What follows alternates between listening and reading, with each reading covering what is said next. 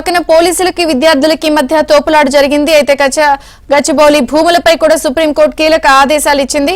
HCU దగ్గర మళ్లీ ఉద్రిక్త పరిస్థితి కొనసాగుతోంది. హెచ్సియు భూములను కాపాడాలని విద్యార్థులు, ఏబీవీపీ కార్యకర్తలు కూడా ఆందోళన చేస్తున్నారు. పూర్తి వివరాలు మణికంఠ అందిస్తారు లైవ్ లో. మణికంఠ,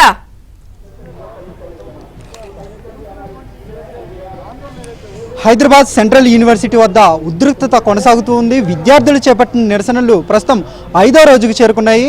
అయితే కొద్దిసేపటి క్రితమే యూనివర్సిటీలోకి ప్రవేశించేందుకు ఏబీపీ విద్యార్థులు అలాగే కార్యకర్తలు కూడా ప్రయత్నించారు. ఈ క్రమంలోనే పోలీసులకు అలాగే విద్యార్థులకు కూడా ఘర్షణ వాతావరణం చోటు చేసుకుంది. వెంటనే కూడా ఎవరైతే యూనివర్సిటీలకు వెళ్లేందుకు ప్రయత్నిస్తున్న ఏబీపీ కార్యకర్తలను కూడా పోలీసులు అదుపులోకి తీసుకున్నారు, అరెస్ట్ చేశారు. అయితే ప్రస్తుతం గేట్ నెంబర్ 1 వద్ద అయితే ఉన్నాము. ఇక్కడ భారీగా కూడా పోలీసులు మోహరించి ఉన్నారు.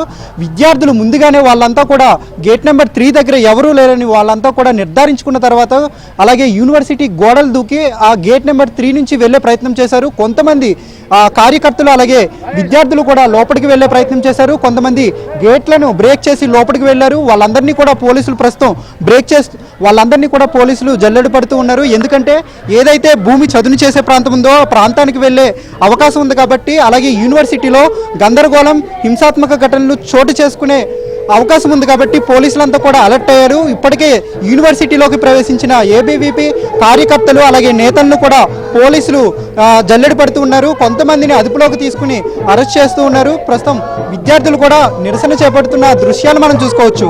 ఓకే, ఇదంతా ఒక ఎత్తు అయితే మరోవైపు ఈ వ్యవహారం అంతా కోర్టులో కూడా నడుస్తూ ఉంది. ప్రస్తుతం నిన్న తెలంగాణ హైకోర్టులో ఈ భూముల వేలం కోసం సంబంధించిన ఈ వివాదంపై హైకోర్టులో ఆర్గ్యుమెంట్స్ కూడా జరిగాయి. ఈ రోజు కూడా ఇరుపక్షాల వాదనలు విన్న హైకోర్టు న్యాయమూర్తులు ఈ రోజు 2:15 కూడా వింటామంటూ హైకోర్టు ముందుకు కొద్దిసేపట్లోనే హీరింగ్ రాబోతుంది. దీంట్లో